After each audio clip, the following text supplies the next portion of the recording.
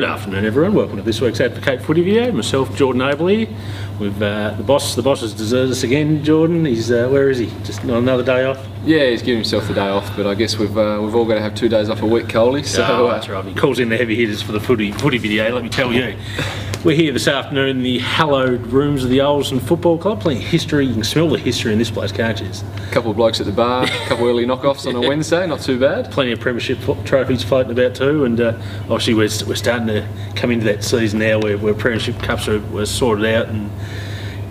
A few rounds to go in each of the competitions, starting to heat up. We've got some really good matches this week, haven't we? Yeah. Look, the NTFL top 4 final system is probably dead and buried, you'd think. Yep. I don't think Smithton, mathematically, they can make it, but the TSL, that's where it's at. That's where 6 sides vying off for 5 positions, and the minor premier, who knows who's going to get there at the moment. Clarence look like they're falling off, but we'll start cracking into the NTFL straight up off the bat, Coley. Feels like we've just had this round. I was about to say, we had this round 3 weeks ago. What have the NTFL done with their scheduling? Not quite sure. Obviously, wiser minds than ours have put this schedule together, so we'll bow to their smarts. But we'll start off the round up at Smithton. The Saints taking on East Devonport. Now, on paper, it looks like it's going to be a pretty much fait accompli this game. Smithton's still got a little bit to play for, though. They can still make finals. Mathematically, but I guess. Yeah. Whenever you say mathematically, it usually means they're cooked, aren't they? Yeah, no. There's not much riding on this game. Battle of the final, the second last versus last. East Devonport, we all know. It's well recorded that they haven't had the greatest year, and Smithton you'd think would notch up another win. But there's a couple of little side stories. This one, obviously, Scott Bryan's obviously vying off possibly a Baldock medal in another month's time. So if he can rack up a few more touches and get a few more goals, that might help his cause. Yep, that indeed. Next game. Penguin Ulverston, big game. Coastal Central Coast derby. Yeah, always hotly contested. And they always seem to produce a good game, these two teams. I think a draw last time, wasn't it? Draw last time, and Penguin got them just on Anzac Day here a while ago now. So where do you see this one going? Ulverston look like they may have turned the corner after their little mini slump of the last week with a good showing against Wynyard. Can they travel to Pertec Oval and take down not only Penguin, but our special guest this week, Peter Spider Everett? Well, it's certainly going to give Penguin a little bit of an edge in terms of the ruck, because Ulverston really don't have a recognised ruckman. I mean, Luke Dyson does a good job for him there, filling in, but Spider, all 200 centimetres of him, he's going to be a bit of a handful there against the Ulverston boys. So look, he could have if he's fit. I'm not quite sure what sort of condition the big Spider-Man's in, but if he can get around the ground, well, Pertec Oval's going to suit him, small ground, so. Look, he could have a big day, and I can see Penguin winning this. Yeah, again, the result doesn't mean a lot, but I guess in terms of confidence, Ulverston trying to get out of the rut, and Penguin obviously have done that over the last couple of weeks. It'll heading into the finals, it's always good with some winning momentum, I guess.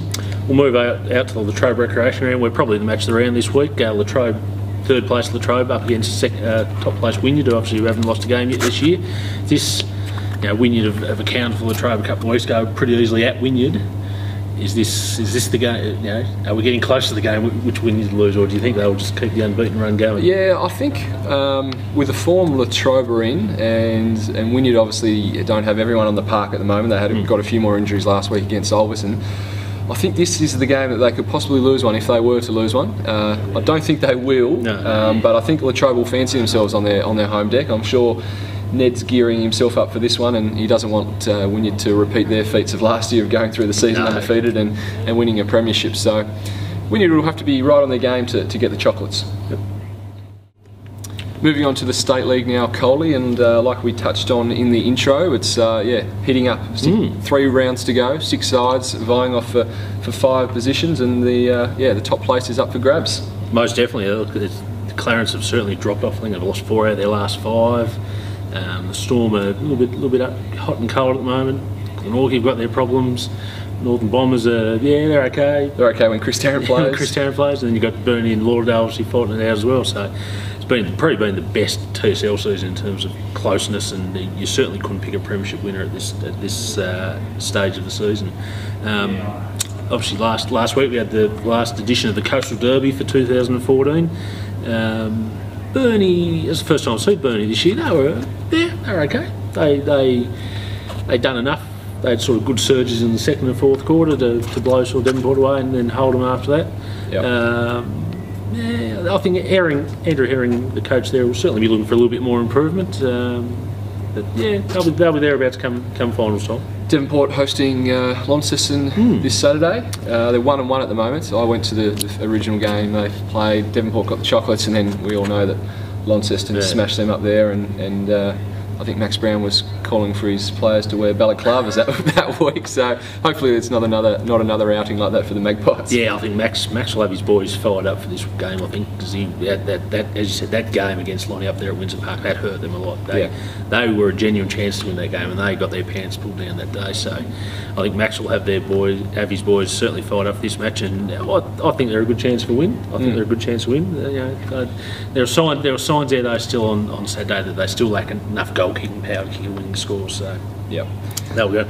Up at Aurora Stadium, mate, the big match, Western Storm versus Burnie. Two teams that have to win. They have to keep winning, these teams. You can't afford to go on a little losing run, otherwise you're out the back door. Yeah, huge game in terms of, like we said, first place and whether Burnie makes the finals, full stop. Probably two of the form teams of the comp. Burnie travelled pretty well after a slow start to the season. Got their big guns back last week, who would be better after the first run up after Devonport. I don't really know. The tipping's on Thursday, Coley, but I got no idea who I'm going to tip on this one yet. Okay, right, that's sitting on the fence again, Jordan. That's good. But there's also a couple of, it's not just that game. It's a couple of other really big games this round as well. Obviously, we've got Glenorchy hosting North Launceston. What's that, third versus fourth? So either team loses there, then Burnie win, then they're up their tail, and then another big game is the Eastern Shore Derby, Lauderdale versus Clarence, and you'd have to go with Lauderdale at this stage with Clarence's recent form. Clarence in form, something. There's no doubt about that. What's that? First v6, that clash? First v6, but they're closer. They're closer together than what the ladder would suggest at this stage. Right, we'll move along now to everyone's favourite segment. I think it's got a fan following of 10 now. Yes. Fantastic, good call, bad call. As apologise again, we shamelessly ripped this off Channel 9, okay? So Jordan, I'll start with you. Good call, bad call. Spider Everett will draw a bigger crowd at Pertec Oval on Saturday than Stephen Milne did. Good call, bad call. Let me think about that call. Clock's ticking, call. No, I'll go bad call. Stephen Milne, I guess, only recently retired, still in the news for the right or wrong reasons, which would have made people go along to the game. Plus, it was played in, I guess, let's call it spring or the end of summer, so the conditions are a lot better. The weather will be a little bit colder, I guess, but 1,500 people, if they get that through the gate, I think they'd be pretty pleased there at Penguin. Yep. Good call, bad call, Brad. This is a long one. I'll try and get it out in one go. We will see a repeat of a couple of weeks ago where East's under-19s forfeited against Wynyard, obviously with their trip to Smithton this week, an extra 45 minutes on the road. Bad call. Look, and I give an impassioned plea to these Devonport under-19s and the reserves players this week. Get along and support your bloody team. Ross Harris and others have put a lot of bloody time to that club this year for little reward so far. And the last thing they need is to be turned up to grounds and having to forfeit against other teams. I was very disappointed when I saw what happened against Wynyard, and I'd hate to see it happening in this week against Smith. And I think it's a bad look for the competition. It's a really bad look for your club going forward, who's trying to rebuild and get some more players to that club. So, look, get on the bus, East boys, and get up there and take your medicine. If you get beat by 200 points, then so be it. But learn from it and come back and be a better club next year.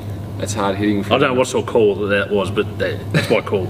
Okay, my next one. Jordan, if the Dockers beat the Western Storm, your boys are the Dockers. I'm going to say you're on the bandwagon. I don't mind the Dockers. You're heavily on the bandwagon. If they beat the Western Storm this week, premiership favourites. Yeah, good call. Oh, love the Burnie Dockers call. Good call. Love the Dockers call. Got a few mates in the team call.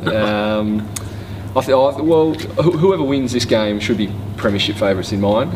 Clarence, we all know they're on the fall. Yep. Glenorchy, sickening injury to their playing coach. They're not going to win it. North Launceston aren't quite good enough. Lauderdale are smoky, but I think whoever wins this week out of Western Storm, Burnie. So if the question is if they win, yes, I think they should be called premiership favourites. Yes. Right. Yeah.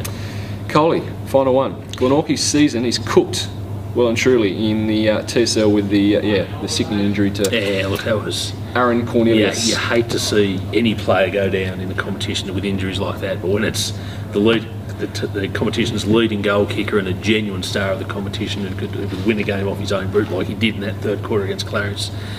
Unfortunately for Glenorchy, look, they were one of the form teams of the competition. You'd say they were half a chance for the premiership, but with Cornelius going down, it takes away just a lot of goals. And unfortunately for Glenorchy, it's season over for them. So good call, Jordan.